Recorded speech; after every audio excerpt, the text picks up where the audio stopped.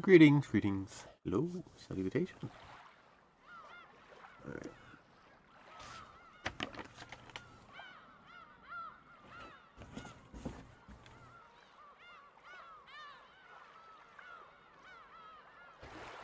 Alright.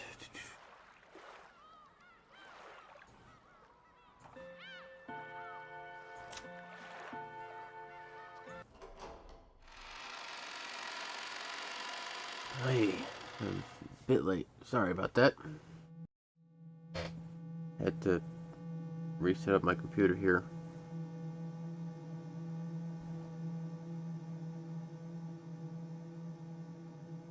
Alright.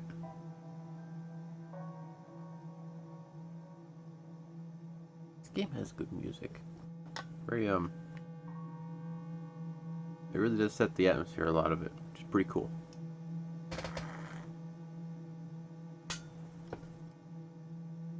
Alright.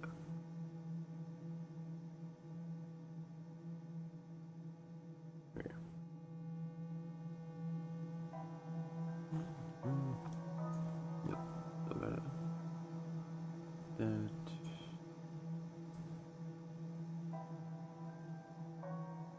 Alright. So, where exactly did we leave off again? We were with Aunt Rosa and Maria, and we were talking about the wolves and sheep puzzles, and how you can't have too many wolves or outnumber the other ones, and you have to be in a group that's bigger than the others to survive. And they were talking about that and how it applies here, kind of. And then the other one was we swapped over to the servants. They were in the kitchen. And, hello, by the way. And they heard a thump, walked outside, and apparently it was Cannon, who's still alive, barely.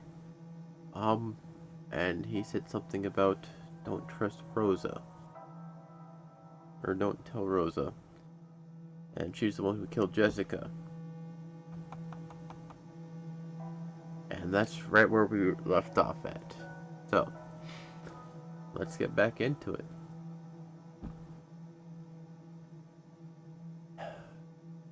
Because of what Cannon had said was the truth, Rosa was the culprit who killed Jessica. Curse you, Rosa. How could you do that to my lady? I'll kill you. I will kill you! Cannon screamed even more hatefully. His hateful voice made it seem like he was seeing Jessica being harmed right before his eyes. Certainly, Rosa-sama may have had a reason to kill my lady. If everyone in the Ushiromiya family were destroyed, the inheritance would all go to Rosa-sama. If so, Battler-sama and George-sama are in danger. Not only is Rosa-sama holding a gun, but right now they are the only ones in the lounge. Kenji-san, isn't this situation quite perilous?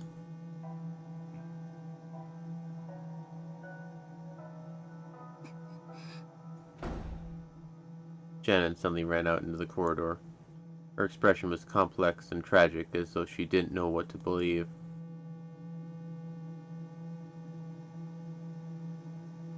Shannon ran.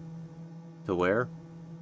The inside of the mansion had been scrupulously cleaned, so it probably wouldn't be easy to find.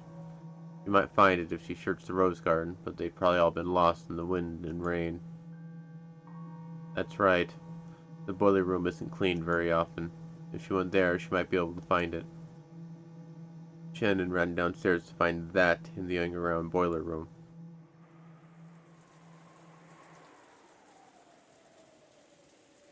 Did some medicine take effect at the brink of death? Or was Cannon finally beyond feeling pain? For the time being, at least Cannon's painful gasping had subsided. Nanjo apparently didn't view this as a very good sign, and he didn't let his eyes off Cannon for a second. Kumasawa firmly gripped Cannon's hand and kept encouraging him so that the willpower keeping him alive didn't fade away. Genji and Goda seemed uncertain how to respond to the truth Cannon had risked his life to deliver. Rosa-sama's gun surely has 4 or 5 shots loaded. That is no small number. The loading cartridges into a Winchester should require quite a lot of practice.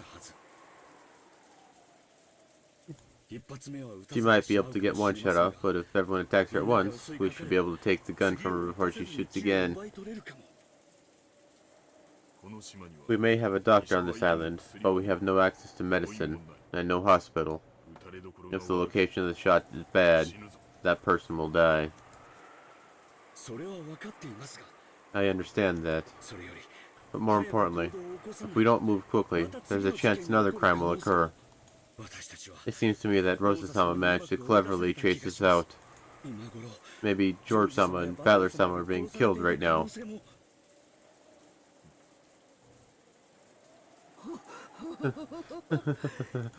If our foe is so dangerous, wouldn't it be better if we didn't provoke them too much? But tomorrow is still a long way off. We can't even imagine what strategies she might use. Genji-san, we should take action first. If we can at least steal the gun under some pretext, it might work out. There are 4 or 5 cartridges, are there not? That means there aren't enough to kill all of us. As long as we don't carelessly provoke her, surely even Rosa-sama wouldn't be that rash. No. She said it. She said she'll massacre all of us. Cannon, who they thought was sleeping quietly, suddenly started talking brightly, almost as though he'd been awake this whole time and had suddenly opened his mouth. Cannon looked firm and steady, which relieved Nanjo a bit, but considering the depth of that wound, he couldn't wipe away a certain creepy feeling. He knew because he was a doctor. After losing so much blood, Cannon might easily have lost consciousness, and yet, somehow, he was still intensely aware of his surroundings. Was it youth? Or was it tenacity? Sometimes the power of human life surpassed common knowledge. While stopping the bleeding, Nanjo had groped around a bit inside the bleeding hole with tweezers, making sure there were no foreign objects inside the affected area, and the great depth of the wound had shocked him. It had certainly reached as far as his lungs. And yet, no. But the fact that he's still alive is wonderful. But Cannon had spoken clearly. He'd hatefully stated that the one named Rosa made this wound, cursing and raging over and over and over.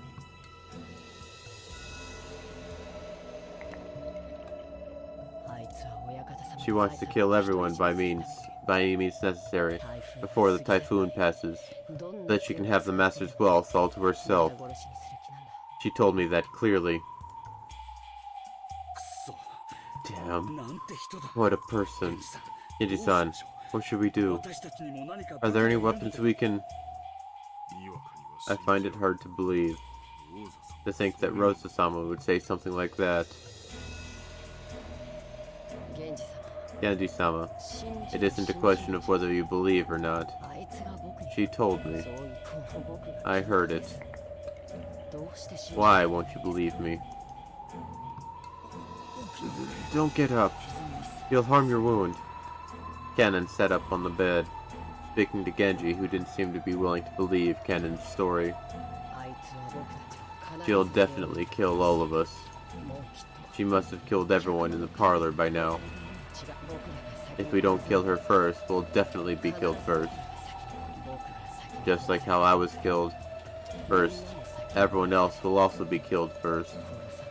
Kill or be killed. Kill or be killed, or kill or be killed. Cannon-san, does that really not hurt? Oh, this? This is nothing. What do you mean it's nothing? It really isn't a big deal. It doesn't even hurt anymore. It's really nothing. As Cannon said that, he began to untie the bandages that had been painstakingly wrapped. The gruesome hole in his chest was immediately exposed. Cannon-san! You mustn't do that! Lie down, quickly! I said it's fine. Hey, see? This is nothing, right? Cannon showed off his gaping wound, which was still slowly spitting out foamy blood. Everyone averted their eyes reflectively. Look, I told you it wasn't a serious wound at all. Stop! You mustn't play with the wound. Come on. See?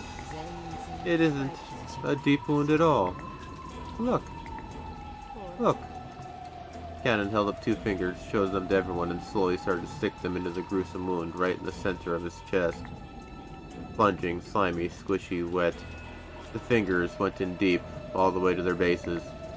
Squish, gloop, gloop.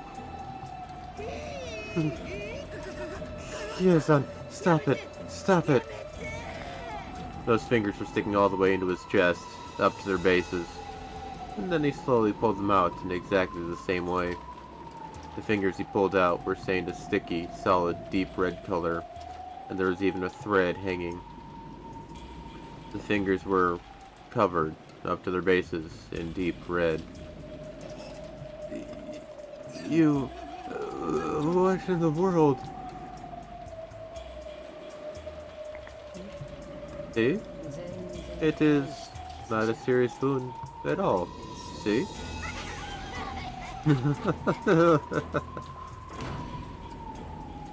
At that moment, the door was slammed open and Shannon appeared. Even after she saw Cannon, stained with fresh blood, her impregnable expression didn't falter. Hey, Nei-san. Where'd you go? I'm on the verge of death here. So where'd you go? That's right. I went to the boiler room. There was something I had to find. More importantly, there's something I need to ask you. Are you really Cannon-kun? Huh? What? It was only natural. Everyone believed he was Cannon, so they couldn't understand the meaning of Shannon's question. When they looked, they noticed that Shannon was holding a handkerchief in her hand. It was filthy and looked like it had been used to wipe up some trash or dust. And while holding that, she approached Cannon, drawing closer to his feet. What is that? It's a handkerchief with a spider's web wiped onto it. Why would you bring something like that? If you're Cannon-kun, you should be fine. But if spiders are your natural enemy, I thought you might not like it. Are you kidding? Why would I hate spiders? Sorry. I'll try it. Shannon-san.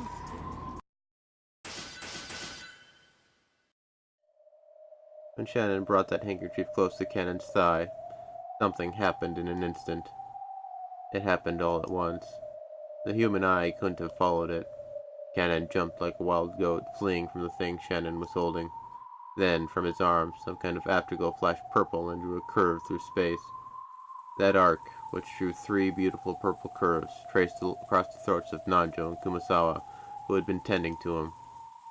And, in an instant, Nanjo's and Kumasawa's throats opened like gaping mouths, and then the blood really started spewing out. The 3rd purple curve should have traced across Shannon's throat, but Shannon wasn't there, because Genji, who had been behind her, had wrapped his own arm around Shannon's neck and pulled her back. This all happened in an instant. In the instant it took Goto to think fast in an attempt to understand the scene, the frozen moment in time shattered. Blood was gushing from Nanjo and Kumasawa's torn open necks. Cannon jumped and kicked off a picture frame that had been hanging from the wall behind him, springing forward just like a cat and aiming for Shannon's throat again. The cannon's target once again disappeared from in front of him, because Genji had pulled Shannon again, and the 2 of them had fallen to the ground in a defensive crouch. Nice reflexes, you senile old furniture. Goda.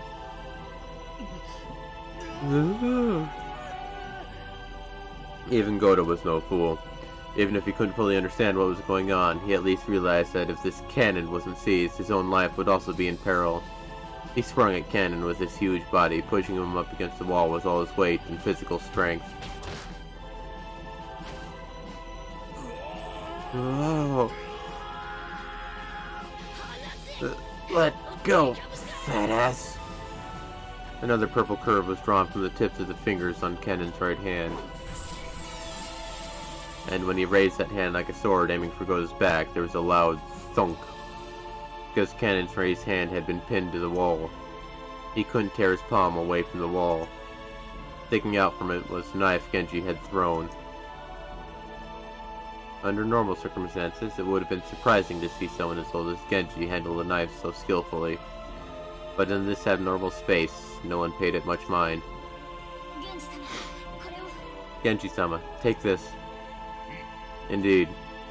Genji took the handkerchief with the spiderweb stuck to it from Shannon, and he approached Cannon, who was pinned to the wall by Goda's massive body and the knife. Stop it! Keep that away from me! Stop it! Stop!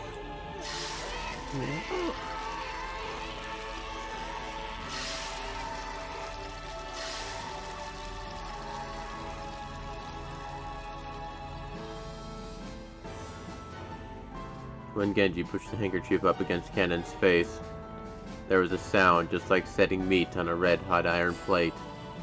Of course, the smell was the same too. As he was horribly burned, festering in filthy red and black and crying out in his death throes, Cannon's body burst open and scattered. It was almost as though a balloon filled with gold leaf had popped. The entire servant room was completely buried under a storm of gold leaf. No, a cloud of gold butterflies.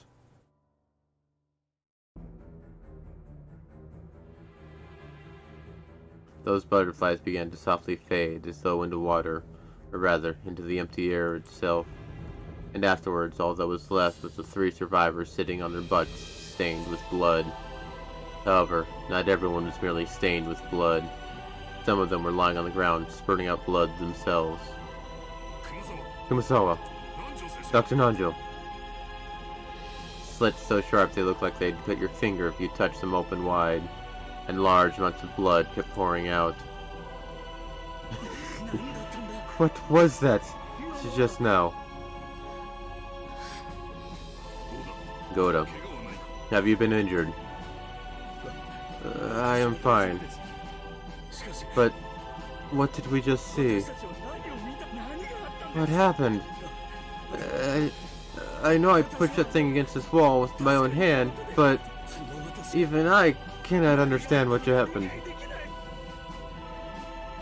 Goda looked at his own hand. The bright red blood left from his scuffle with Cannon definitely remained, and yet Cannon was nowhere to be seen, because he had disappeared. He had transformed into gold butterflies and scattered.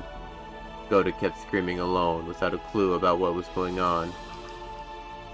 Shannon sobbed in front of Nanjo and Kumasawa's remains, as Genji watched over her, silent as always.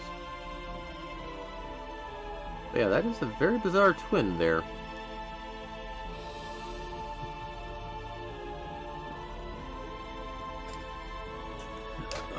Huh.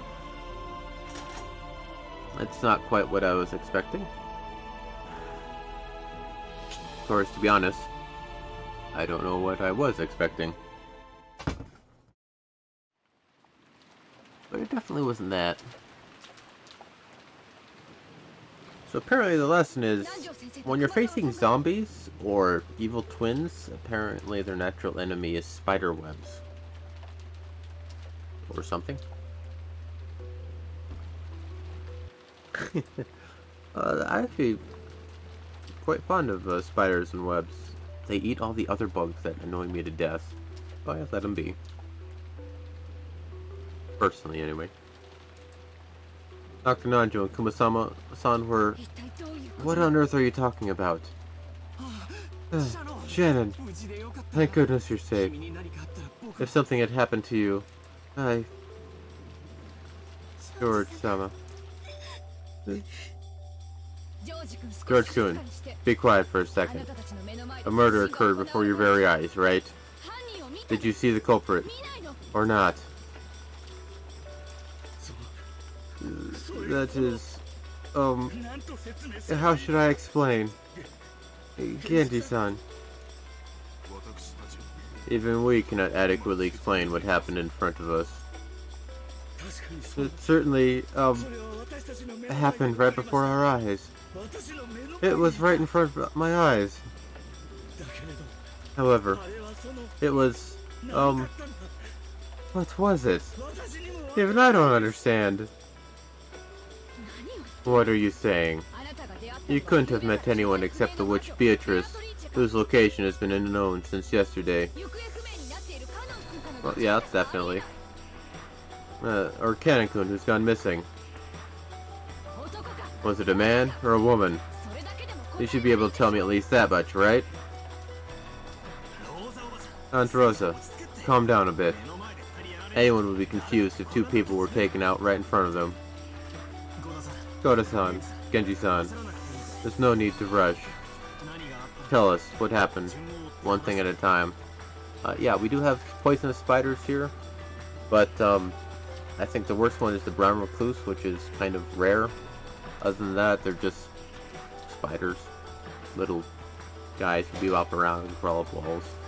No biggie. As to that, how should I say it? Dr. Nanjo and Kumasawa-san had been killed. We understood that much, and it seemed that it had occurred in front of these people's eyes. But even so, they spoke awkwardly. They admitted that they had definitely seen the crime with their own eyes, but when asked to explain what they had seen, their mouths went suddenly shut. I could understand why Aunt Rosa was irritated and flaring up. Shannon, did you see it, when Dr. Nanjo was attacked? Yes. Tell me, just what you understand. What in the world happened?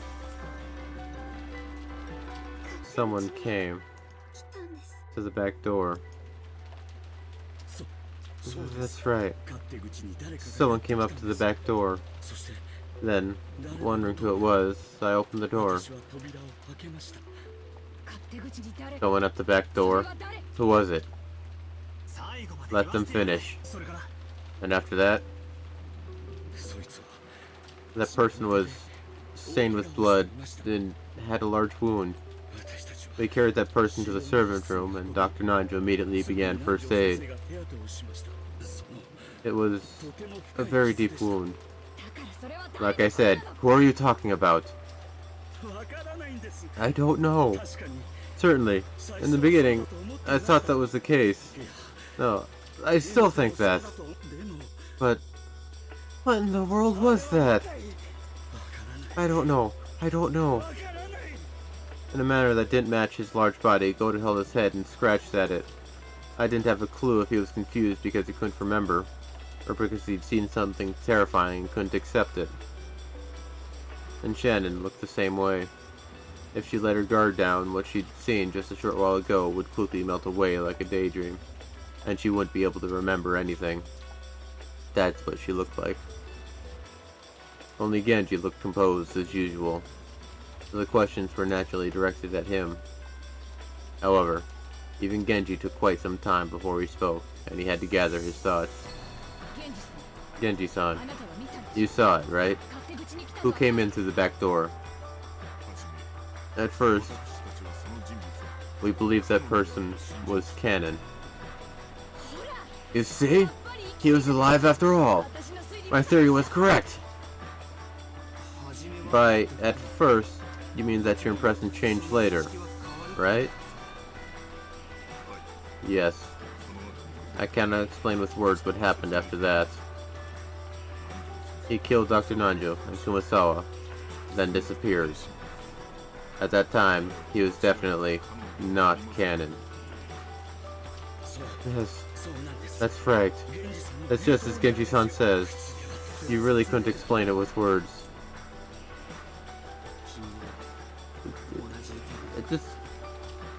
We're reading a novel where it's explained in words. There's just some irony there. Do you have the same opinion? Yes. I can only say the same thing. If we give their claims the benefit of the doubt, it means that Aunt Rosa's first conclusion was correct.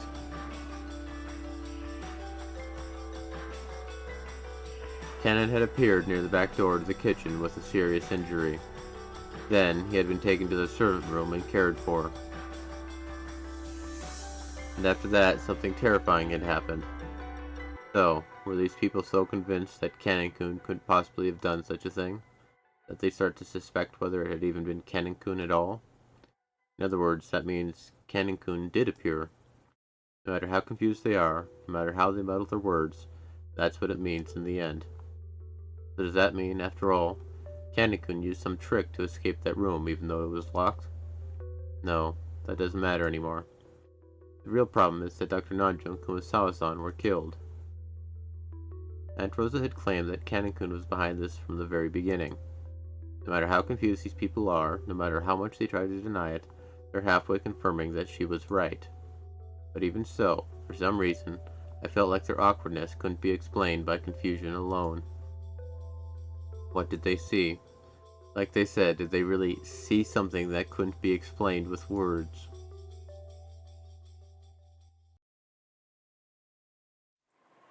Aunt Rosa, who decided that further talk wouldn't get us anywhere, concluded her questioning and said she wanted to check the two bodies. That was something I'd been wanting to do too. The witnesses had been unable to figure anything out, but they'd been shaken. If those of us who hadn't been at the scene calmly looked at the corpses, we might find something. But it was a little surprising to learn that Aunt Rosa was also concerned about the bodies.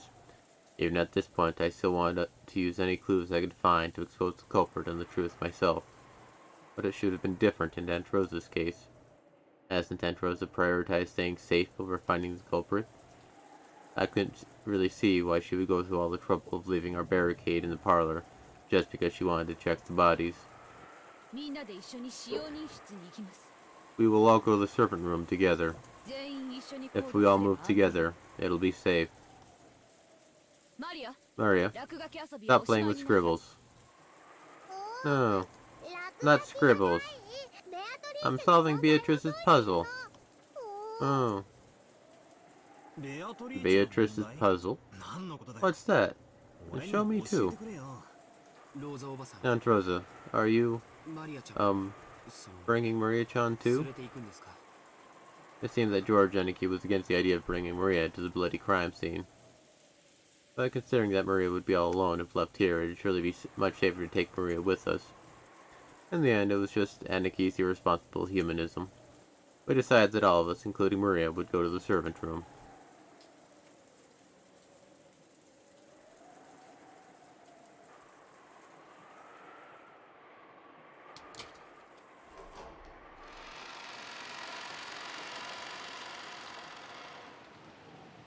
The bed in the servant room was stained with bright red blood. No, not just the bed. The whole room was covered with a gruesome paint from countless bloodstains. That dreadful scene alone was enough to give us an idea of the repulsive sight they'd been trying to describe. Oh, I want to look too! Maria-chan, wait here with me. George Eniki was standing by the entrance, covering Maria's eyes with his back to the room. He probably didn't want to dirty an innocent girl's retinas with the repulsive blood in this room. That was surely the correct decision. I was acting tough right now, so I didn't mind. But for the rest of my life, whenever I see red paint scattered around, I'll probably remember this room and start to vomit. My retinas have already had this room burned into them. In other words, it's already too late for me. Huh? Where did they... Right after they entered the servant room, Goda-san and Shannon-chan trembled. We shook, wondering what horrible new situation had arisen to make them tremble again.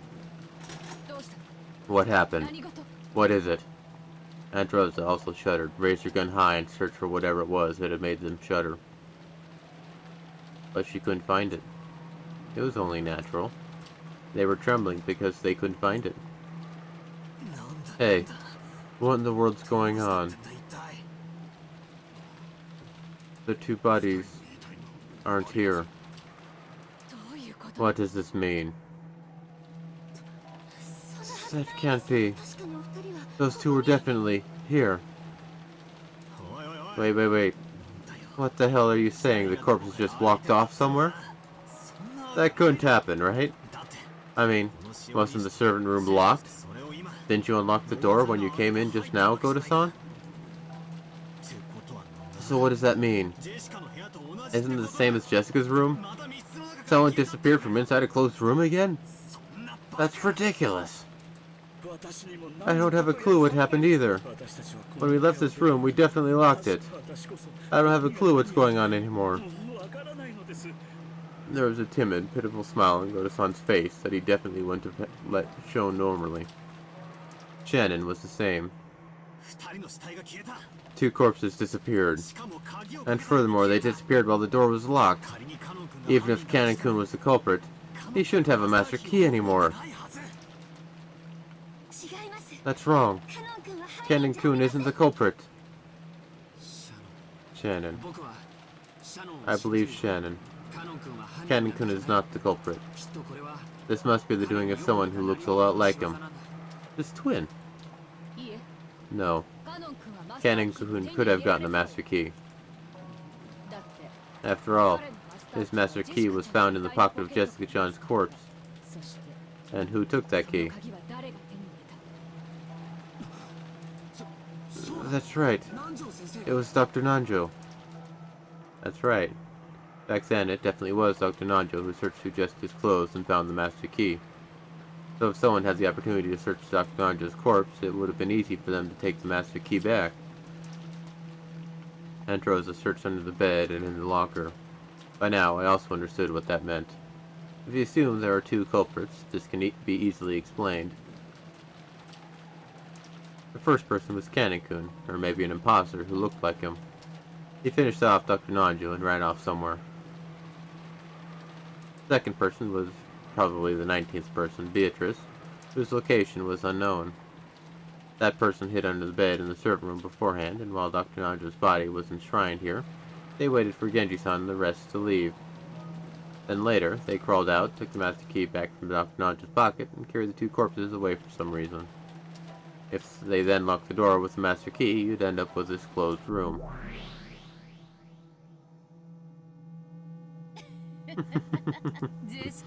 You constructed that one pretty fast, basing it off your reasoning from Jessica's room. With that method, you could create a closed room, even without magic. Should I give you passing marks? However, interestingly enough, there's one thing you mustn't forget. If the culprit took back the master key, as you suggest, they must have known that Nanjo took the master key from Jessica's body.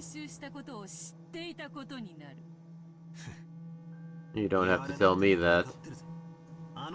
They're probably trying to say that it's information only the people in that place at that time could know.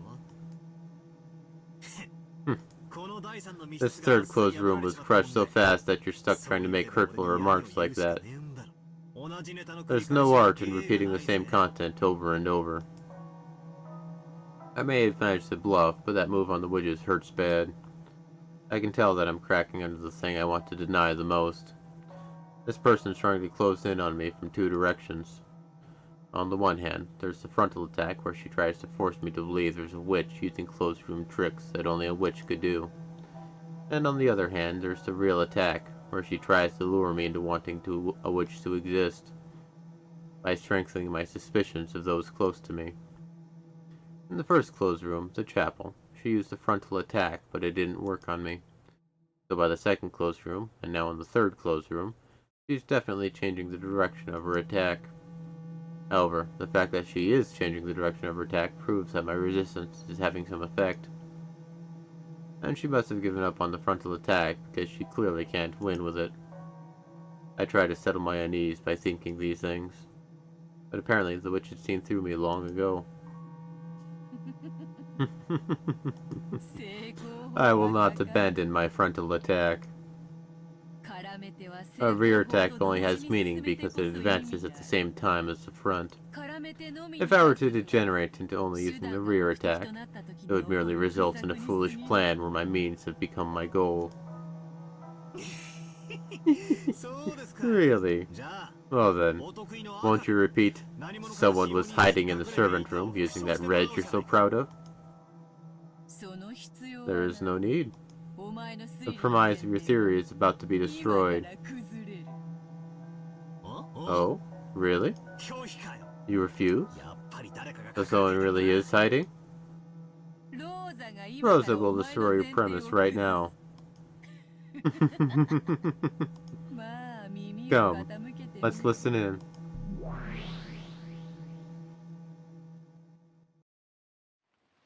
Not a good laugh. Rear attack, yes. No. Please believe us, Rosa-sama. The two corpses were definitely lying here. The bright red blood on the floor is theirs. Aunt Rosa began to search through various objects around the room, her back to Goto-san as he cried out in supplication. Eventually, she found something and for a while stopped moving. Rosa-sama, we definitely aren't lying. The two corpses were definitely here. Be quiet. The person who hid the corpses has confessed that they took them to another place. With this, Rosa showed them a single sheet of paper over her shoulder. What on earth is that? Could it be a letter in a sealed envelope, just like in the chapel? Yes, that's right. It was set here, out in the open. I'll read it. Members of the Ushiromiya family and its household, have you now reached the climax of the riddle of the gold epitaph? There is only one way you all can stop me. By solving the epitaph's riddle. There are no other options left to you that will result in the suspension of my ceremony. I humbly ask that you take care not to misunderstand your current situation. Searching for me will prove useless. Attempting to escape will prove useless. Trying to deny me will prove useless. Beatrice, the Golden. P.S. I borrowed those two corpses for my ceremony. They will be returned to you in due time, so I crave your indulgence. Also, these keys belong to you, so I return them to you now. As Rosa read that aloud, the contents of the envelope lay exposed on the palm of her hand. They were two master keys. The master keys that Nanjo had found in Jessica's pocket, which had originally been Kenan's, and Kumasawa's master key. What the hell? What does that mean? Damn you, again? You're saying I can only suspect the servants with keys again? I won't say it in red, okay? I won't deny the possibility that after they locked the door and left, someone was hiding in this room, okay?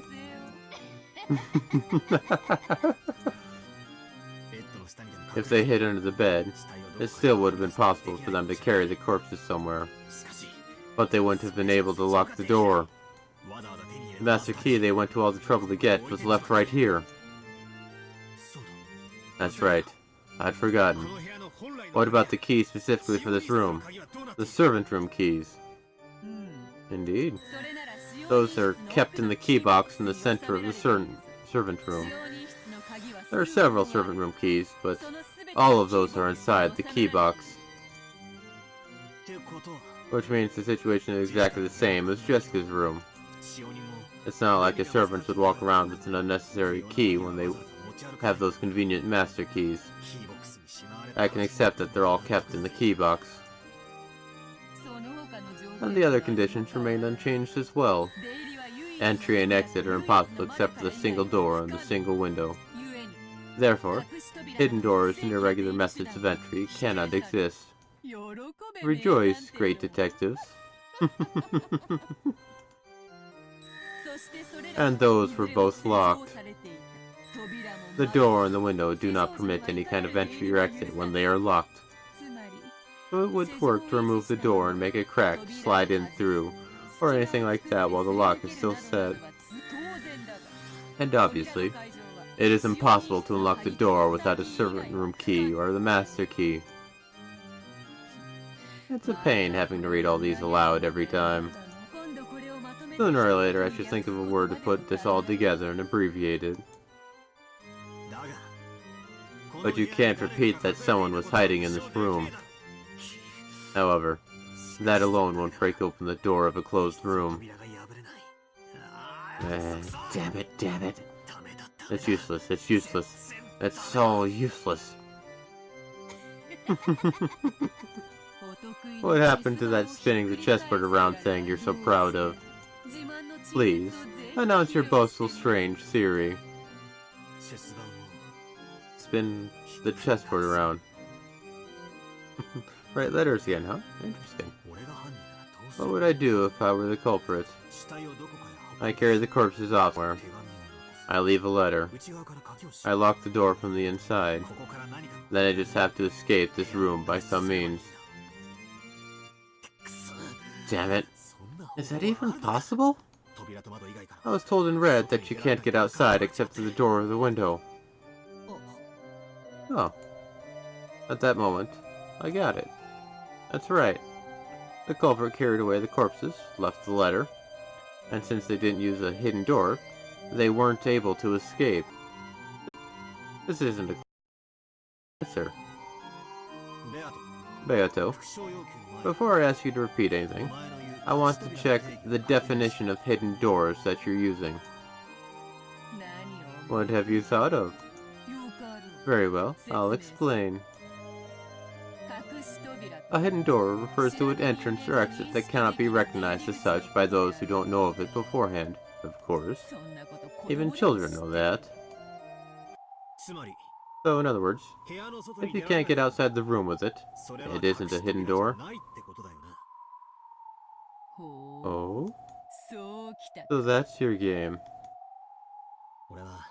I kept thinking there needed to be some way for the culprit to escape from the closed room. That's wrong. The culprit couldn't escape, so they decided to hide until we all left. During the second closed room, I tried applying this theory to Kanon-kun, but after hearing Kanon-kun was killed in red, I gave it up. After that, I proposed that a third person might have been in the room before escaping through a hidden door. And then, for the first time, I was faced with the red claim that no hidden doors exist. Now, move from there to what I've just learned. That term, hidden door, refers to things that make it possible to enter or leave a room. In other words, that category doesn't cover things that don't actually lead in or out of the room, even if those things could never be recognized by people who didn't know about them beforehand. Category doesn't cover things that don't actually lead in or out of the room, even those things could never be recognized by people beforehand. So, if we had something like a hidden shelf or a secret closet, for example, that wouldn't count as a hidden door. That means the person from Jessica's room is hiding here, waiting for us to leave. How pathetic. It was all just a bit of wordplay. Looks like that technique should be enough to handle even this third closed room.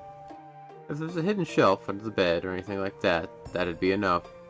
The culprit's hiding somewhere, waiting for us to leave. The culprit is also trapped in this closed room, even now. Which means, at this very moment, the culprit is still hiding in the servant room, holding their breath. And that means, what the hell. Even though we've been tortured by closed rooms 3 times, at this very moment we've actually gotten the culprit in checkmate. I'm finally starting to see it. Eat this, Beato. Repeat it. There is no one in this room other than us. By us, I mean me, George Eniki, Maria, Aunt Rosa, Genji-san, Goda-san, and Shannon-chan. Got it? What do you think? You can't say it, right? Oh. Oh. I'll bet that hit you where it hurts. If you refuse, then say it, damn it. Here comes the next one. Repeat it. I don't know how they're hiding in this room, But if they are, then this solves the second closed room, Jessica's room, at the same time. I finally caught her by the tail. With this, I can explain everything. Witches don't exist, and I don't have to suspect anyone. Alright, starting now, I'll spin it all around. Now I'll have to repeat that. No one exists in this room except your group. Your group refers to Battler, George, Maria, Rosa, Genji, Goda, and Shannon. What? Let's go back to Jessica's room. When Jessica's corpse was discovered, only Battler, George, Maria, Rosa, Genji, Goda, Shannon, Kumasawa, and Nanjo were in Jessica's room. Whoops. The corpse of Jessica is also included. Therefore, both in the case involving Jessica's room and the one involving the servant room, no humans exist that you were not aware of. No one is hiding. And I'll say more. No method exists by which the door can be locked from the outside without using a key. Regarding the window, no method exists by which it could somehow be locked from the outside. And let me also say this. You are incompetent.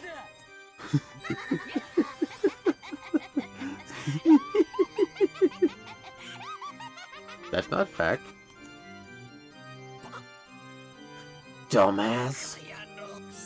So, it's really a closed room, isn't it? And just when I finally managed to think of a way out, if you were hiding, that would fit everything. Just when I thought I'd broken through to your trick. Damn it. Huh?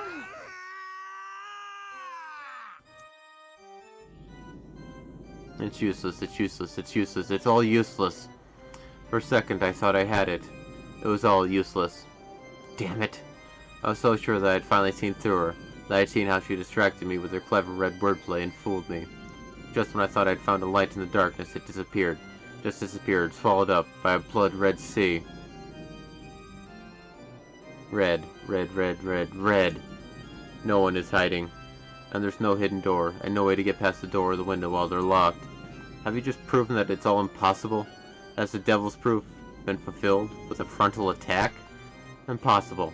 That's impossible. What's wrong, Ushiramiya Battler?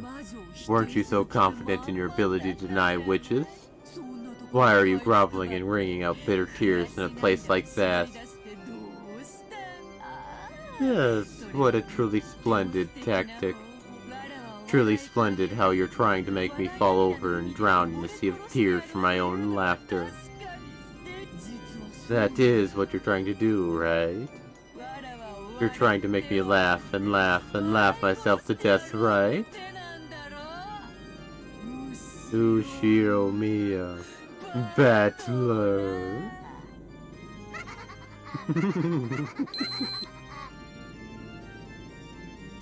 Creepy eyes. What are you calling magic? I'll definitely prove that witches don't exist. I definitely won't believe in you. You use the power of magic and bullied and killed everyone for fun? I definitely won't accept that. Hey, Battler. Sorry for bullying you so much. I'll spin the chessboard around from my side. I'll stand in your place and show you the best possible move you could make. Want to hear? Don't screw with me. I don't want to hear, I don't want to hear. Consider Jessica's room. You were off to a good start, you know that? All that about hiding and waiting for everyone else to leave. That truly was well spotted.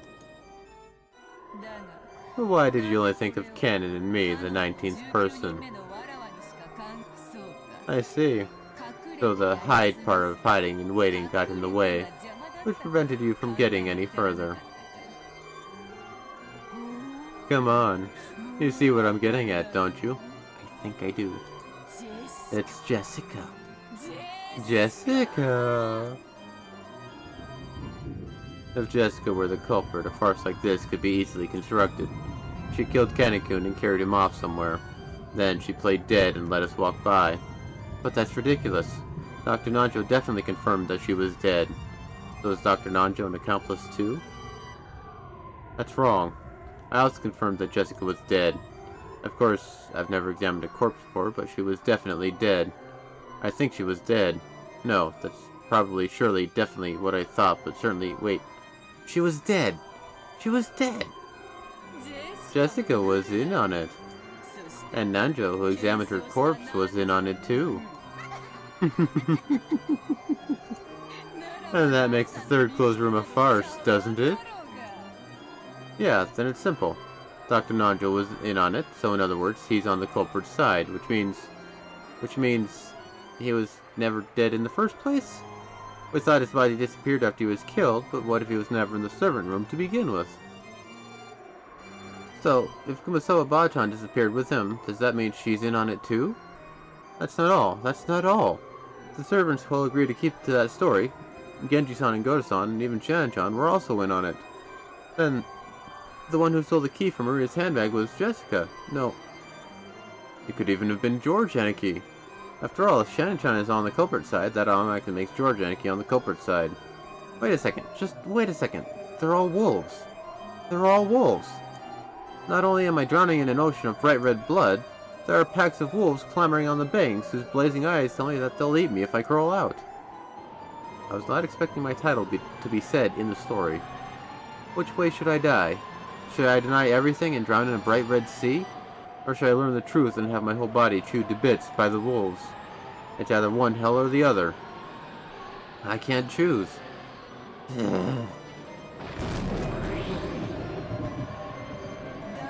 That's why I'm here. Come, Ushiromiya Battler, and kneel. Swear your eternal loyalty and lick my shoes. If you accept me, all the riddles will be resolved. With my power, any kind of closed room can be created or destroyed. Battler, don't you want to abandon yourself to the joy of surrendering to the one with power? I'll make you my favorite furniture. I'll love you so much and make you my toy until you turn to ashes.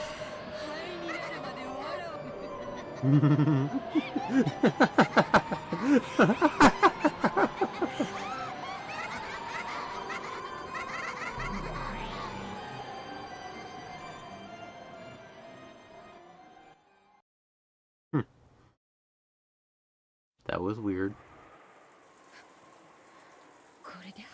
No, it's clear. There's no longer any reason to doubt. Huh? What are you saying?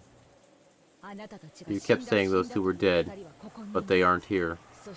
And now we have this letter from Beatrice, or she's been kind enough to confess that she carried the corpses off. It's as simple as that. I've had enough of this farce, as Aunt Rosa yelled as she looked at all of us with a fierce expression. But what do you mean by farce? I said it in Jessica-chan's room. You can't trust anyone but yourself and those whose corpses have been found. And since we can't find the corpses of those two people, we must not accept that they've been killed. Please wait, Aunt Rosa. What do you mean by that? Dr. Nanjo and Kumasawa-san aren't dead. They're alive. We're supposed to believe that they've been killed, but they're definitely hiding somewhere in this mansion, so that they can attack us. How could you know that? Are you saying that Goto-san and the rest are lying? Rosa-sama. Aye, Goto, no. All of the Ushiromiya family servants. We all swear that nothing of the sort happened. You all say that those two were killed. But since there are no corpses, we mustn't believe you. There's a chance that you worked out a story beforehand. That you're lying. There's a good way to prove your innocence, isn't there? Find Dr. Nanjo's and Kumasawa-san's bodies. If you can find them, then maybe I'll start listening to your story. But until you do, you cannot deny that you are all wolves. You. And you. I'll bet you were all bought by that witch. That your eyes were blinded by gold. Do you really want money that much? That's right, isn't it? You want to live the easy life for as long as you live. What value could a life like that possibly have? Rosa-sama, we couldn't have. Be silent. And Shannon, don't get any closer. To think you'd repay a 10-year-long debt of gratitude with betrayal. I'll pull the trigger without mercy. How? How could you? It's too cruel. Aunt Rosa, that's horrible. A murder occurred in this room. And then the culprit carried the corpses away. All they're doing is honestly reporting what they saw. Shannon had finally broken down in tears. She had sacrificed 10 years to the Umineko family. She had sacrificed 10 of the most brilliant years of her life. She'd believed that she'd built up a friendly relationship with Rosa, and this is what she got in return. You can kill a person without using a knife. I didn't have to be George Aniki to realize that Shannon-chan had been stabbed deep in the heart, that she was shedding tears like blood. Shannon-san, stay back. Rosa-sama, it is true that I, Goda, have not served for many years. I understand that I have not earned your trust. However, could you not believe in Shannon-san at least? She has sacrificed a full 10 years of service to the Umineko family. I'm not telling you to believe me. At the very least, can't you believe in Shannon-san? But even I don't understand anymore. I don't understand. We can't search for an answer without suspecting them. Yeah, bit by bit, I'm starting to understand. It's because we've been searching an answer. That's why everything keeps going wrong. We don't need an answer. These are all strange murders committed with bizarre magic by the 19th person, the Witch Beatrice, in accordance with some creepy ceremony. Isn't that enough? I don't want to suspect anyone anymore. Shannon-chan and Goda-san were protesting their innocence, half crying. Genji-san quietly put a stop to that. Enough. What Rosa-sama says is quite sensible. Until we find the corpses, we cannot prove Dr. Nanjo and Kumasawa's innocence. That's right. By Rosa-san's argument, if their corpses could be found, then the innocence of those people alone can be proven. But that only counted for the corpses. Even if the survivors searched the mansion and found the corpses, in the end, their own innocence would never be proven. They kidnapped Dr. Nanjo and Kumasawa-san, killed them in another place, and locked the closed room with their own master keys. Unless the closed room could be broken by a method other than that one, it would be impossible to prove their innocence. But that couldn't be done. They only have one chance to prove their innocence. That can only happen if they meet the culprit, become corpses, and are then reunited with Aunt Rosa. Isn't that strange? They're innocent if they die, but guilty as long as they're alive. Just like a witch trial. Oh, right. The enemy's a witch. So everything's cool. Is that it?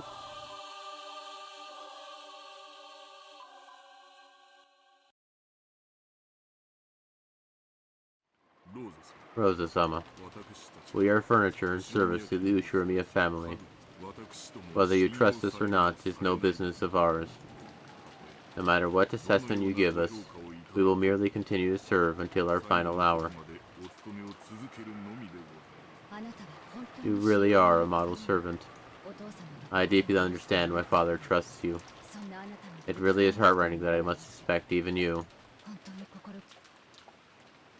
Genji-san stuck his hand into his pocket and pulled out a master key.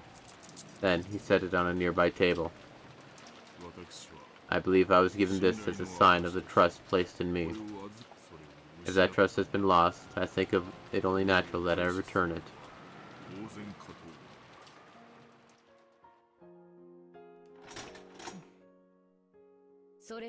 That's a good decision.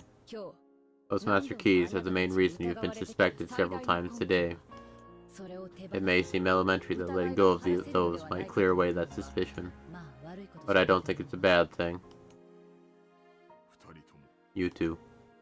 Genji-san looked at Goda-san and Shannon-chan. two of them nodded and set their own master keys on the table. Aunt Rosa laid the two master keys that had come out of the envelope on top. With that, all 5 master keys were gathered in this place. In other words, this was proof that all the servants' service until today has been negated, with even the final honor they should have been permitted stripped from them. Maria, give me that handbag. Oh, give it back! Aunt Rosa snatched Maria's handbag, tossed the master keys in there, and held up one of them for all to see. She is showing us that she now had all of the master keys. Are you satisfied now, Aunt Rosa? Now you have all the master keys. Doesn't that satisfy you? Yes, I'm satisfied. Even if I can't trust anyone else, I can at least trust myself. I've been able to get the gun, and all the master keys for myself. Now I don't have to suspect anyone. You all are happy too, I take it. Now you don't have to be suspected anymore.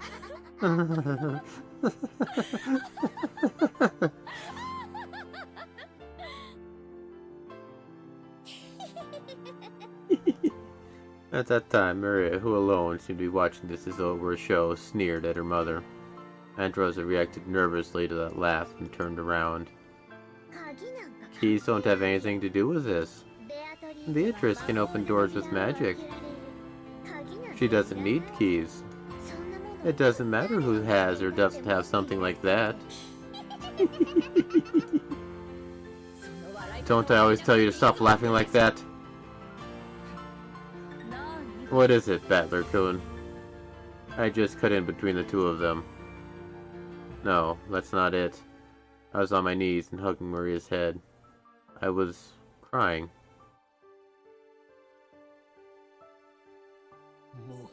Just stop it already, Aunt Rosa. Maria was right. What are you talking about? Maria, I'm sorry for doubting. I'm sorry for not believing.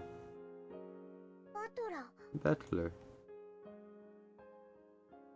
It was all the witch's doing. The witch's doing. All that stuff about tricks and closed rooms didn't matter. It's just that the witch Beatrice actually exists. And she's really a witch. And because I didn't believe, it's been so painful. And so sad. You believe in Beatrice? Yes, I believe. Beatrice exists. And she's a witch who uses strange magic. Battler. Maria let go of my hand, and then she was the one holding my head. That's enough, Battler. Beatrice existed. You had so much trouble believing, so you couldn't see her. Witches exist. They exist. And will come soon. You believed in Beato, so you'll surely be invited to the Golden Land. Very soon now. It will happen very soon. So there's nothing to be afraid of anymore. There's no need to be afraid, okay? Stay with me. Hands joined, okay? Let's think about the riddle of the epitaph together. Let's think about Beato's puddle. Beato has been saying it from the beginning. She hasn't said anything other than, let's play and solve this puzzle. Right. She did. Searching for the culprit was just a waste of time. If only we had just believed in the witch. After gently brushing my cheek as my tears kept dripping down, Maria kissed my forehead as soft as a feather. For just that instant, Maria's smile, which had once seemed creepy to me, looked like that of an angel. It's kind of an odd scene. We have returned the master keys, but our loyalty to the Uchumiya family will not change. From now on, we will not enter the parlor without permission. Rosa-sama, please lock the parlor from the inside. You truly are an admirable person. When the typhoon passes, if the cries of the seagull return to this island again, I wonder if we'll be able to trust each other once more. If you were to grant us your trust once again, there could be no greater pleasure. I see. We'll definitely be able to understand each other when the seagulls cry. It would probably be best if we left this room as it is until the police come. Rosa-sama, if you would please lock it. We will return to the kitchen. If you need anything, please command us at any time. Thank you. If you are a wolf, how shamelessly you speak. And if you are a sheep, then I'm sorry for throwing you into the cage of wolves. Furniture entrusts its fate to the family. If I could regain your trust by giving up this life of mine, I would consider it a great honor. I hope you all manage to remain safe until the typhoon passes, if such a thing is possible. This is all a rhapsody of blowing winds and pouring rain performed by the typhoon. When the performance ends and the curtain closes, we will surely be able to grasp hands together again. When the seagulls cry. Aunt Rosa nodded in response. Genji-san turned on his heels. He left the servant room. Goto-san's face was still streaked with tears, but maybe he'd managed to sort out his feelings as he listened to Genji-san's words. His face had been truly shameful, but it had returned to the face of the Goto-san we knew well. I will also be waiting in the kitchen. If you need anything, please command me at any time. If you wish for some warm food, I, Goto, will have the very best prepared for you. Thank you. I can't wait for your breakfast tomorrow. And the boat will probably come by midday tomorrow. Thanks for everything, up until now. Your cooking was my only pleasure on Rokkenjima. Certainly. I, Goto, will prepare a supreme breakfast. Please, look forward to it tomorrow morning. Thank you. And Shannon-chan, tomorrow morning, let's make up and have some delicious coffee. George-kun? I'm going with them. It's alright, George-sama. Please, return to the parlor. There are no more master keys. So if you're with Rosa-sama in the parlor, you won't be threatened by anyone. You're right. That's how things have sorted themselves out, isn't it? Objectively speaking, I'd say you'll be safest staying with me in the parlor. But I won't force you to stay with us. George-kun, you may stay in any place you feel is safe. You're already an adult. It's up to you where and with whom you spend the time until tomorrow morning. Yes. I will decide with whom I spend this night. Aniki. Butler-kun. Stay with Aunt Rosa in the parlor. I'm sure you'll be safest there. Everywhere outside the parlor is dangerous in comparison. So, I can't leave her in a place like that alone. It's not like I suspect Shannon-chan and the other servants, or anyone at all. I don't want to suspect anyone. The inheritance? The gold? That's all nothing. There's no way people are killing each other over things like that. Yes, I know better than anyone how pure your heart is, Butler-kun. No one will blame you. No one. Aniki. It's alright. I'll protect you, Butler. If you're with me, even Beatrice won't be able to lay a hand on you. I may be small, but I'm still a witch. Yes. Maria-chan. I'm leaving Battler in your care. Alright, Shannon. Let's go. Yes. Rosa-sama, if you would excuse me. If you have an order, please call me at any time. I'm sorry for saying something so cruel just now.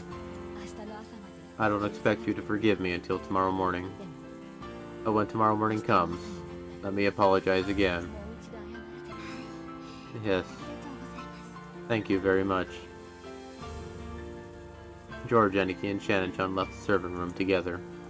Now, only Maria and Rose and I were left in this disgusting blood-stained room. Until Genji-san disappeared, until Goto-san disappeared, until George, Aniki, and Shannon-chan disappeared, we stood there, shocked. After their presence and their footsteps had completely disappeared, Aunt Rosa giggled as though she just remembered something pleasant.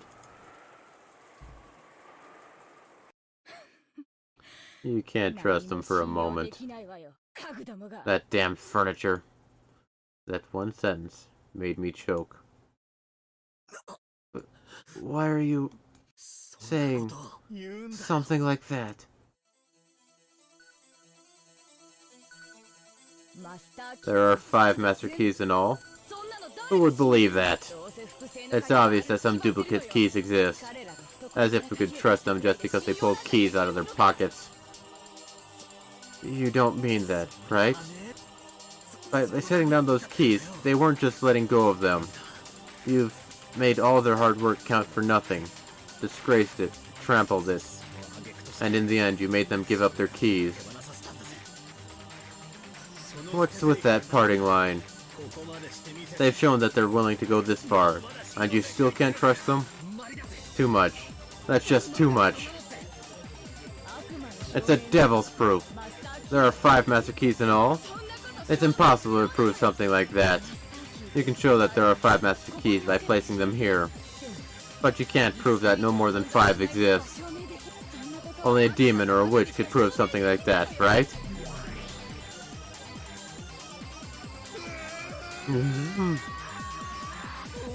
Stop it already. Stop it already. Please, Beatrice, show yourself right now. And tell Aunt Rosa in red that there are only 5 master keys. Please, I'm begging you. This can only be proved by devils, by a witch like you. Please, Beato, show yourself here and tell Rosa that those are all the master keys. And that there's no need to suspect anyone anymore.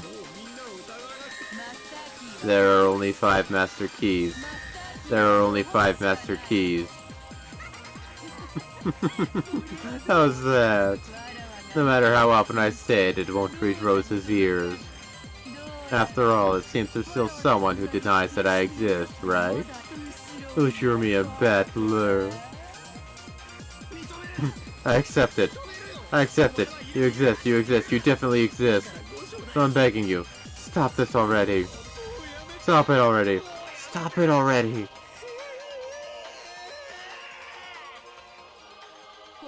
Words alone are not enough.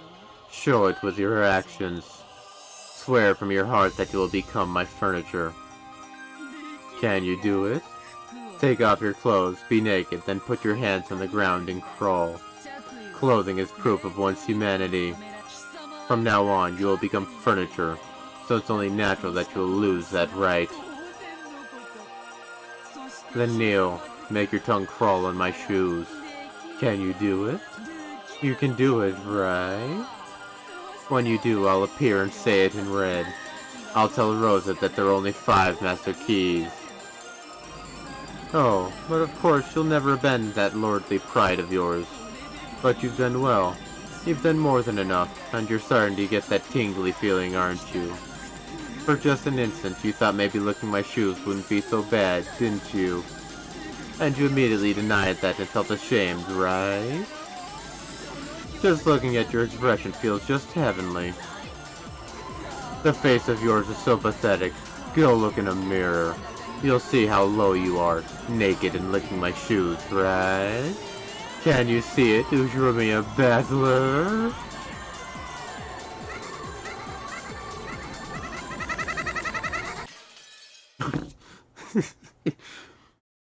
Alright. Uh-huh. It is now tomorrow, I guess?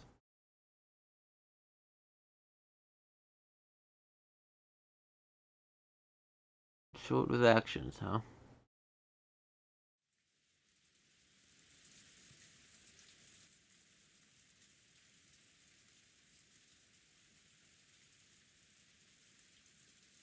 Alrighty then.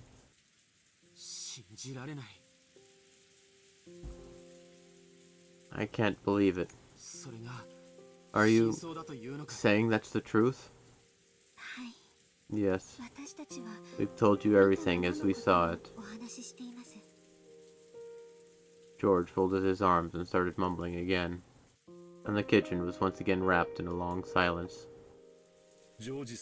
George-sama, I'm fully aware how hard it must be for you to believe all that so suddenly. After all, even though I saw it with my own eyes, I grow less and less sure what it was I actually saw. I'm sure I saw it, and I'm sure I got into a fight too, and yet I almost feel like it was all an illusion. I see. That's why you couldn't go into the details in front of Aunt Rosa. If you actually told her what you just told me, you'd probably be in even more trouble. Yeah. Genji-san really did handle that one composedly, didn't he? If only I had the power to explain it myself. George had not actually seen it, and even when pressed to believe, he just couldn't imagine it. It was only natural, because even the people who had actually seen it had given up asking themselves what it was. Let's rewind the story a bit. Shannon, you said that when you thought Kanen-kun was an imposter, you picked up some spiderwebs and came back, right? Why did you do that? That's right. I was thinking about that as well. Why spiderwebs? I happened to hear it from Kumasawa-san once. A long time ago, evil spirits lived on Rokkenjima, and they, feared spiderwebs. And they say there's a legend that people treasured spiderwebs as amulets. And, right at that moment, I think I was also a bit confused. When it comes to those old stories, Kumasawa was very knowledgeable. Well, spiders are very useful bugs, after all. Yes, it wouldn't be at all strange for a belief system like that to come into being. Very useful. I'm sure that the Torii Shrine was suppressing the power of those evil spirits. And because the spirit mirror was broken, that power came back. That power must be what allowed Beatrice-sama to revive. If I, weak-hearted as I am, hadn't done such an outrageous thing.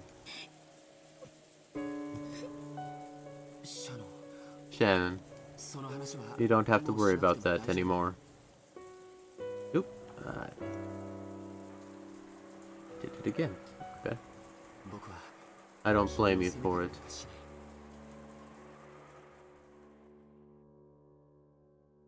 Since long ago, Shannon had often suggested that there was some kind of occult cause for her meeting with George. After listening to her, George had grown to think that she was being a typical girl, associating love with fate, chance, and miracles. He did think that smashing the spirit mirror offer that the Torii Shrine was taking it a bit far, but he'd laughed it off and forgiven her, thinking of it as just a prank that showed how serious she was about her relationship with him. Just breaking a mirror in some musty shrine wouldn't have changed the fate of our meeting, and it would never cause any curse. He tried to cheer her up, saying it was only a musty mirror covered in dust. Ever since I started working on this island, I've heard the story of a spirit called Beatrice-sama from several co-workers. In the beginning, I thought it was ridiculous, but since it would appear indiscreet to say anything out loud, outwardly, I conducted myself as though I also believed it. But could it really? She existed. Beatrice-sama was in this mansion all along. But she'd lost her powers and wasn't able to appear before us. She did exist all this time. It's just that we couldn't see her. I'd like to hear Genji-san's opinion. I have no opinion. All I want to say is that, at that time, there were 5 of us in this room. Then, I thought that Cannon had returned to the back door. After that, we carried him to the servant room. Something happened, and now Dr. Nanjo and Kumasawa will never come back to us. That is all. We have already explained everything we saw. I understand how unreasonable it would be to try and force belief from one who didn't witness those events, such as yourself. How could he believe it? I was sure it was Cannon-san. But it got up from the bed. And, that's right, when I started to grope around that wound in his chest in that manner, I felt sure that it wasn't Cannon-san, but something else.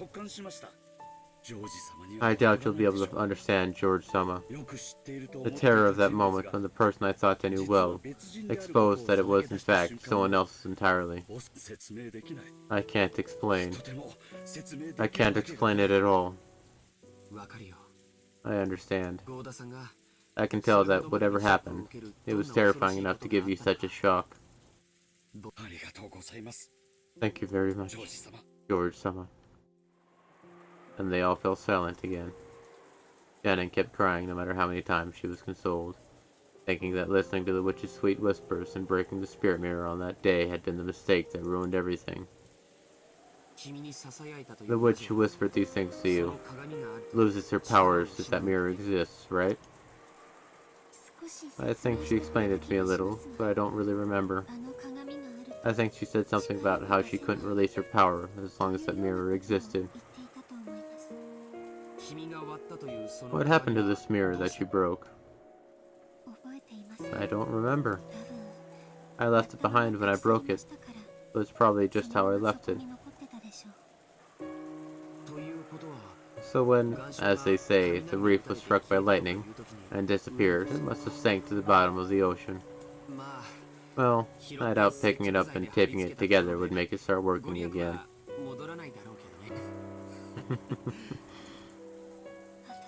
What have I done? Sorry. I shouldn't have said that. He didn't know if Shannon breaking the mirror really had started all this off. Though the servants didn't blame Shannon, they all seemed to believe that her actions had been the root cause. But even now, George wasn't able to go that far. All this talk about witches and evil spirits just sounded fake to him, even though he was trying to be open-minded. Even so, he listened seriously to Shannon's story, trying to find a hint that might relieve at least a little of the pain in her heart.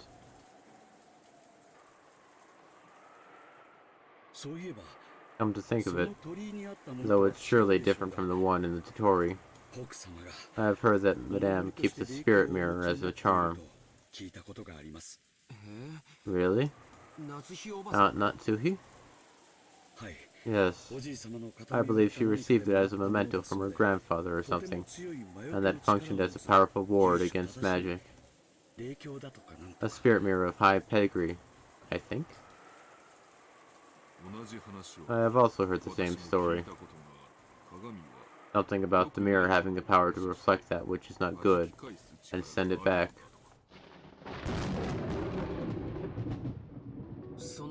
If we had that spirit mirror, could we resist Beatrice, since she's a witch?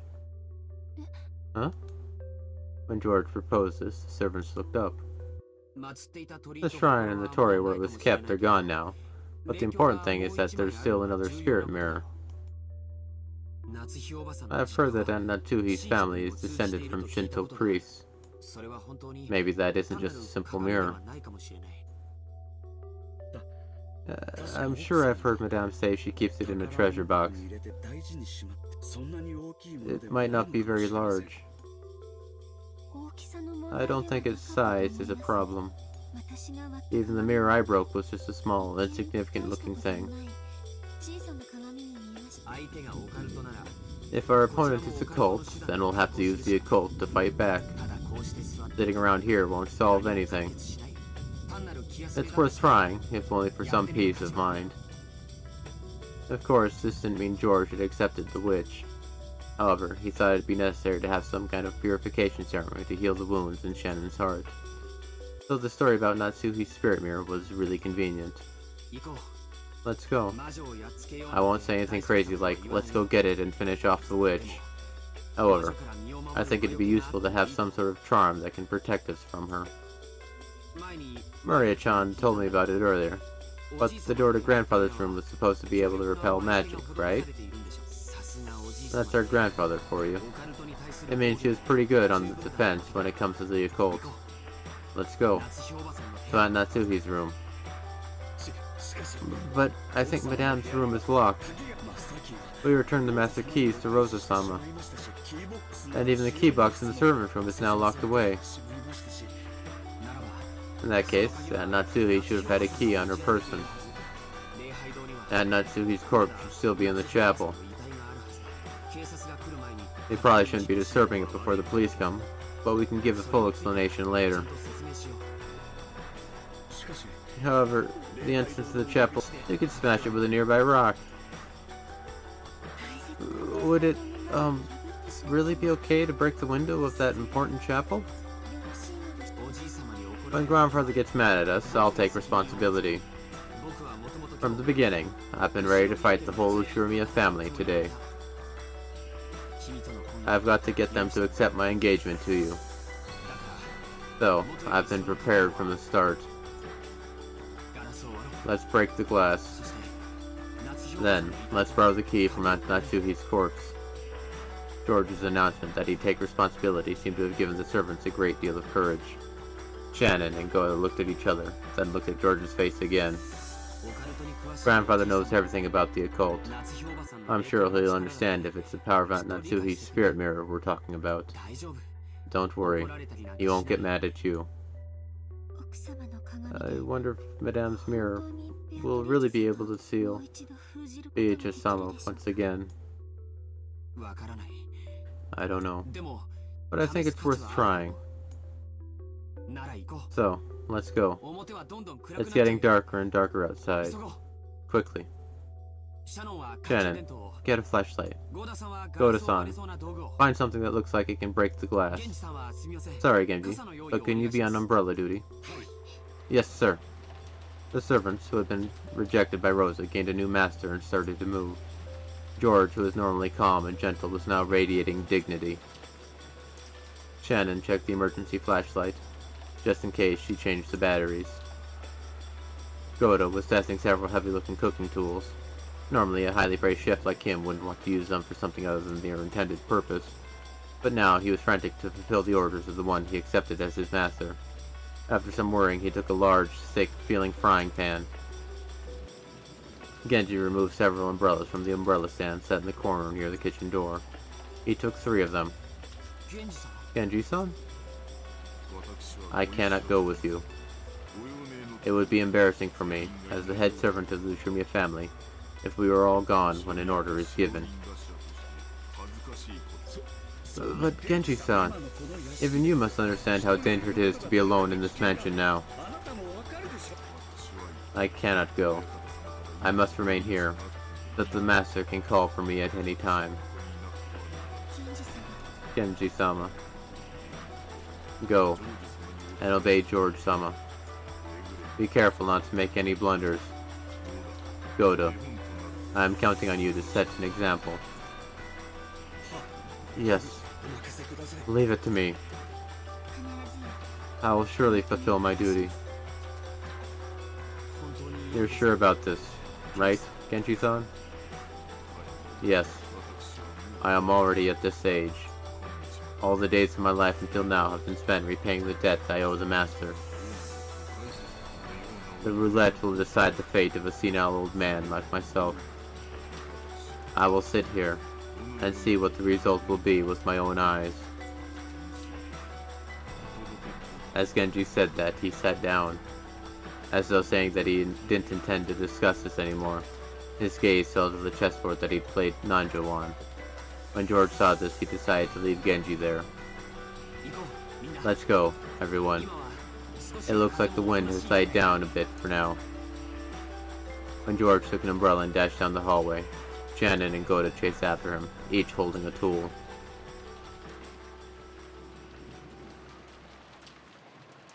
We're still here. After they flew out of the room, Genji quietly stretched his hand out to the side of the chessboard. He softly pulled something there towards himself, covering it with his palm. Genji killed his breathing even more than before. As he did, something flashed gold. From inside an ice pail set on the counter, a small gold butterfly appeared, softly and silently. It was almost as though it had seen George and the rest off, and was trying to secretly chase after them.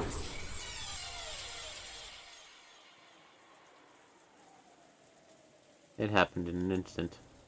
The elegant gold butterfly flapping its wings was pinned against the wall by the knife Genji threw, just like a butterfly in a bug collection. After the gold butterfly beat its wings several times, looking like it was in pain, it accepted the fact that it couldn't break free, became fine gold powder and smoke, and disappeared as though it had melted into water.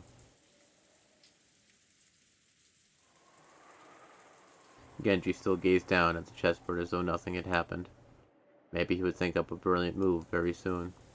But no matter what move he made, his opponent would not be able to respond for all eternity. Even though he knew that, Genji searched for a brilliant move. It must have been the perfect way to kill time, during the short period before some fate would be given to him. He didn't know what result the roulette would bring about, but that decision would be made very soon. No one could interfere with a tumbling roulette bowl.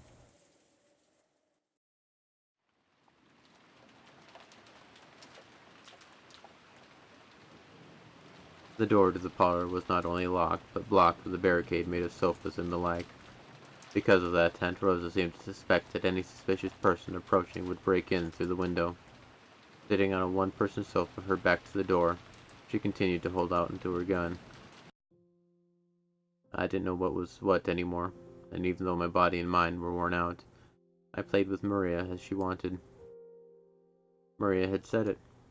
Beatrice was testing us to see if we could solve the epitaph of the gold, so we had to try and figure out this riddle. In the beginning, I was a little interested and tried to solve it, but I didn't even have a clue where to start in this weird text. I didn't doubt that there was some riddle hidden there, but I seriously doubted I'd be able to suddenly leap to an answer. In the middle part of the epitaph, there were lines going from the 1st to the 10th twilight, telling us to journey to the Golden Land. On the first twilight, offer the 6 chosen by the key as sacrifices. On the second twilight, those who remain shall tear apart the 2 who are close.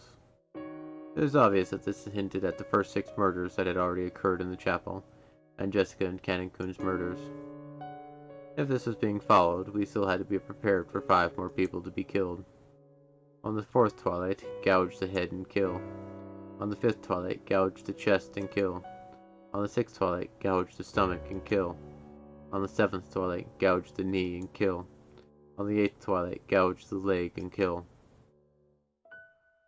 Dr. Nanjo and Kumasawa Bachan's corpses still haven't been found.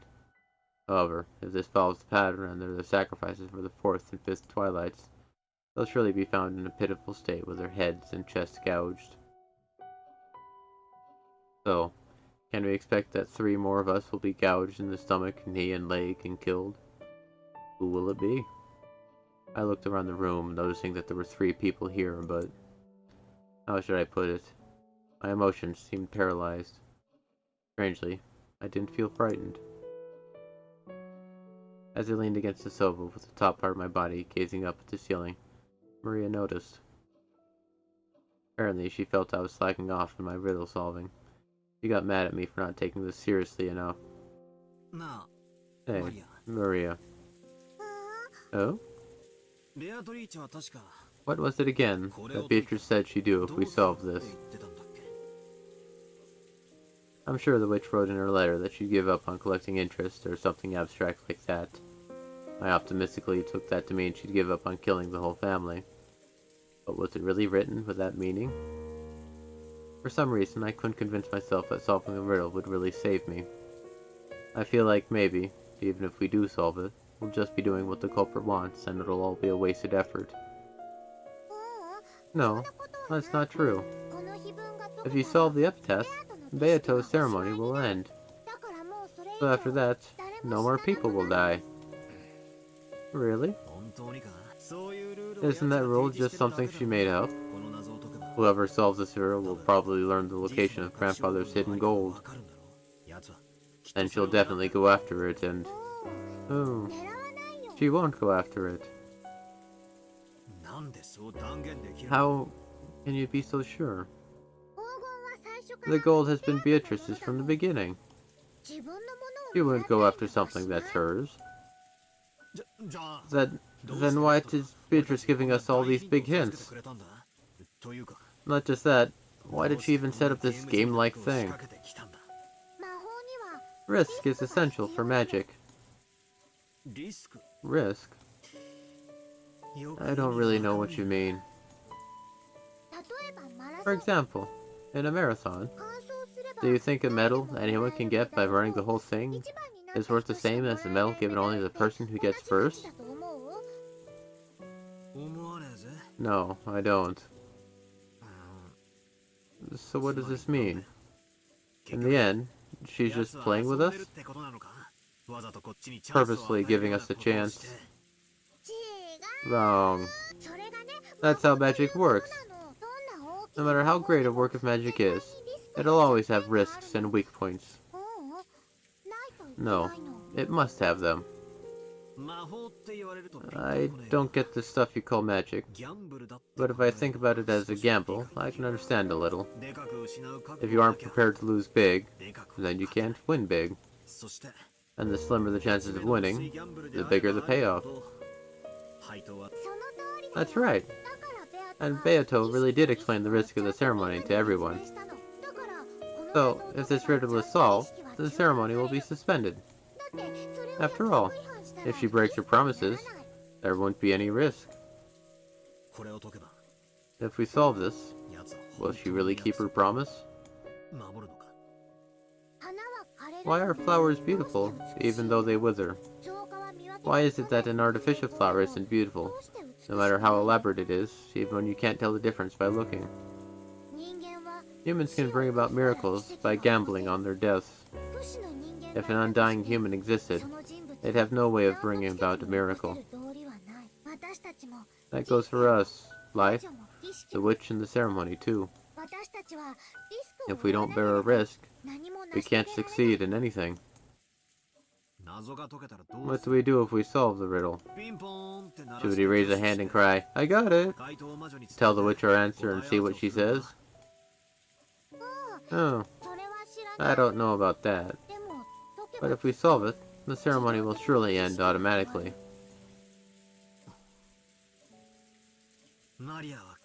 You sure know a lot, Maria. Did you learn all of that from Beatrice? I don't know everything. I only know what I know. Oh.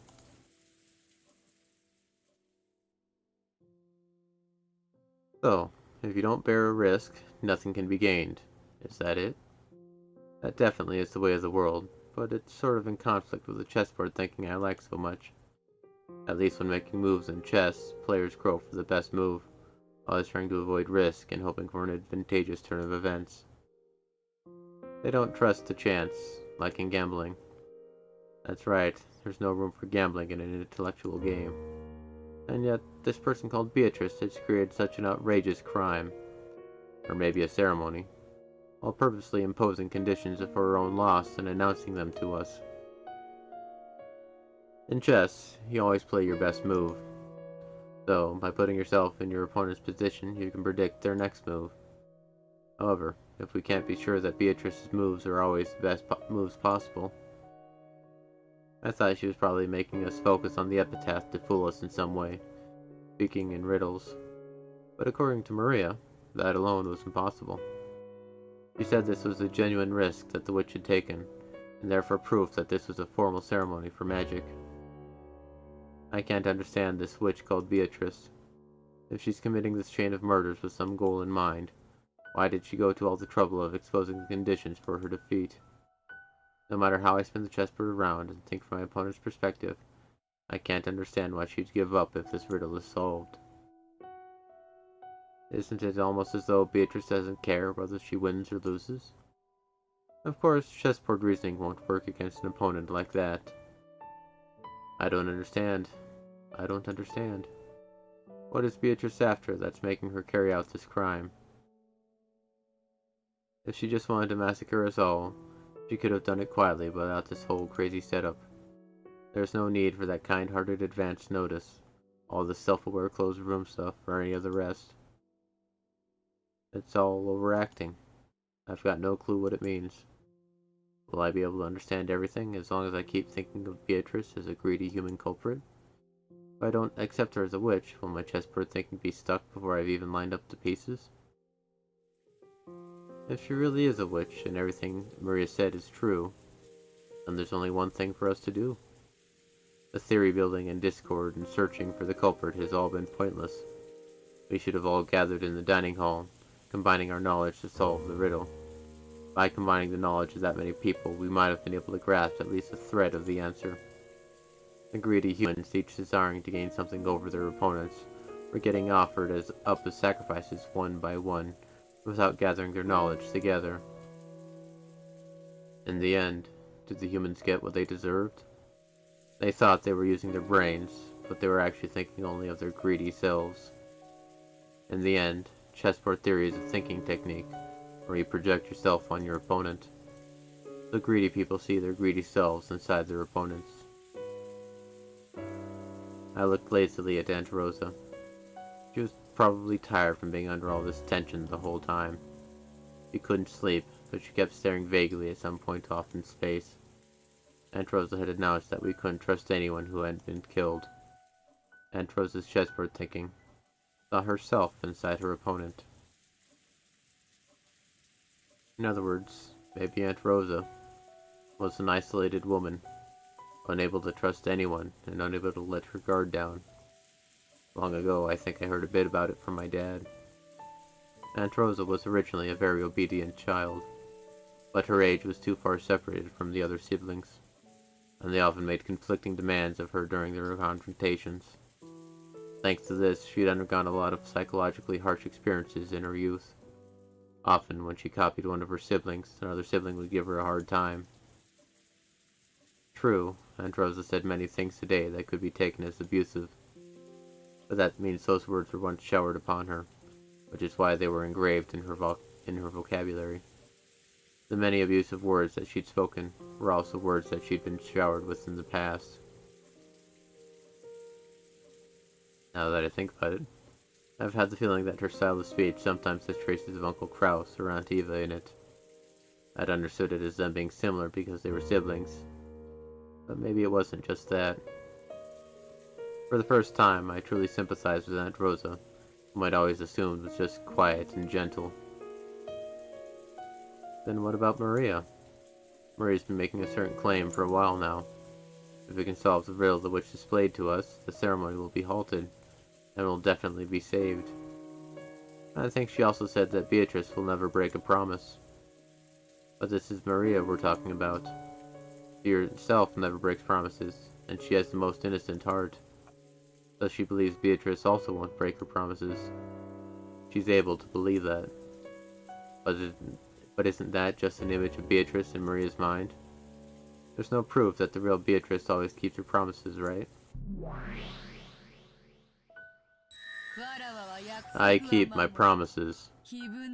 If you solve the riddle of the epitaph, you should be able to reach the Golden Land. When you do, the ceremony will end. No more people will die.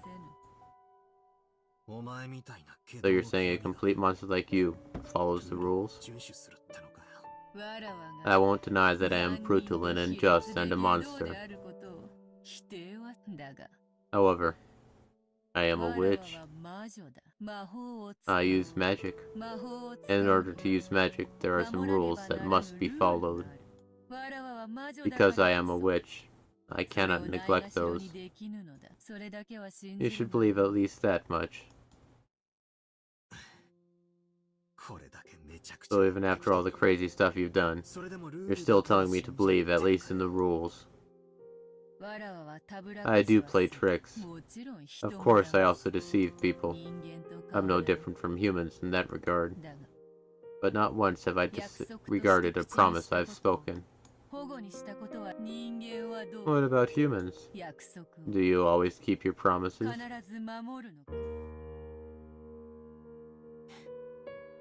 Since we have catchphrases like, keep your promises, it's hard to imagine that we always follow them properly. From my perspective, humans are the truly selfish monsters. There's nothing as dubious as a human's promise. Even I sometimes make contracts with humans, but you wouldn't imagine how strict an agreement must be made just to grant a single foolish wish. If there's even a small loophole, they'll immediately say something like, increase the number of wishes to 100, or go turn yourself into a bean. There's this thing Dad always says. He says there's nothing as scary as contracts. According to him, it's only natural that people who sign without reading them thoroughly will get chewed to the bone. He's made a killing through vice. I imagine it. When people are born, they know nothing of fraud. They get it from somewhere, and so they learn it. Yes, the crimes of the human world, where people must press up against each other. Let me see. I've heard that from a witch somewhere. Oh well. I'm not as heartless as you think, you see?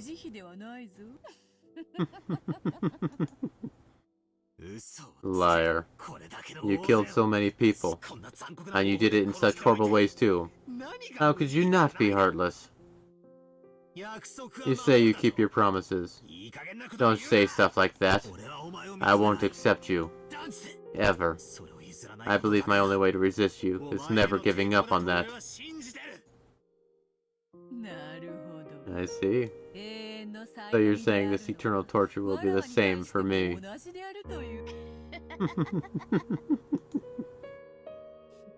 Perhaps. 1,000 years is a long time. Maybe a witch's true strength is decided not by their magical power, but by the strength of their endurance. Yes, I can accept how terrifying Lady Byrne is. Damn you, babbling on and on about this incomprehensible stuff. Let's quickly get back to this eternal torture. I'm prepared to stick around for 1,000 years, or even 10,000 years. Good, good. It looks like you've regained some of your will to fight. It would be boring otherwise. Come now. Don't you often see it in competitive games? Sometimes one player intrudes on their opponent's territory, but the opponent is so weak that it's a bit of an anticlimax, so the first player loses on purpose to extend the game until the last round, during which they get serious and shower their opponent with blows, right? I don't get what that means. It's the same as wine. If you don't let it age well, it won't sparkle. You're the same as that wine. I'll carefully make you age. I'll raise you to be the best alcohol to adorn my elegant time. So don't give up after only this much. Keep on denying me. After all, as long as you don't accept me, I'm nothing more than a fleeting illusion.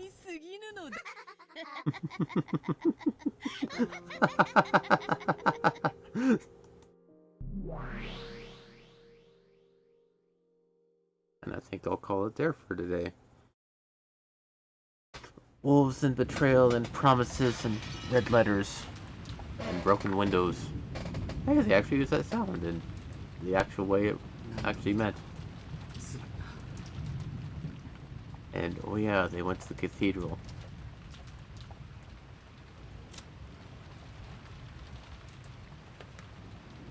There's a lot of dead people. Nanjo and Kumasawa. And Kennen is still missing, even though he's still dead. Apparently. Alright. So, that's gonna be it for today. A lot of betrayal, a lot of...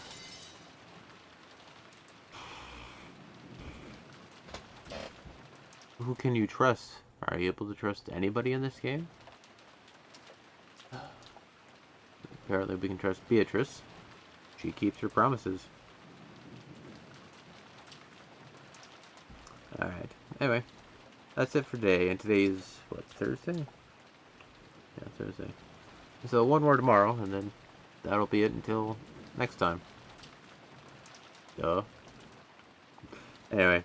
Have fun. Hope you guys have enjoyed it. I know I do. Farewell.